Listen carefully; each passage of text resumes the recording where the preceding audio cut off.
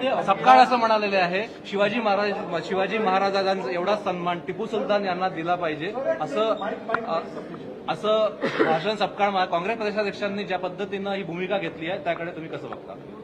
खरं म्हणजे त्यांना लाज वाटली पाहिजे.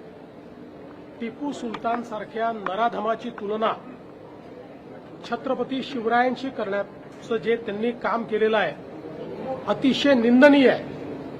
छत्रपती शिवरायांनी सुराज्य तयार केलं, मोगलांच्या जोखडातून सामान्य माणसाला मुक्त करण्याचं काम केलं आणि खऱ्या अर्थानं सामान्य रयतेचं राज्य तयार करणारे छत्रपती शिवराय होते.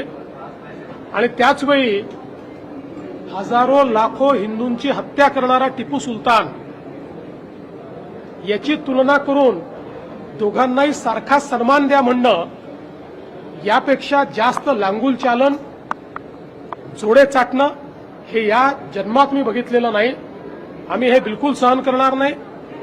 टिपू सुलतान आणि छत्रपती शिवरायांची तुलना केली याबद्दल त्यांनी माफी मागितली पाहिजे. आणि अशा पद्धतीनं जर ते बोलत असतील तर काँग्रेस पक्षामध्ये थोडी जरी नैतिकता राहिली असेल तर काँग्रेस पक्षाने देखील याचा कॉग्निझन्स घेतला पाहिजे. आणि त्यांचे जे मित्र पक्ष आहेत त्यांनी देखील त्यांची भूमिका याच्यावर काय आहे हे सांगितलं पाहिजे.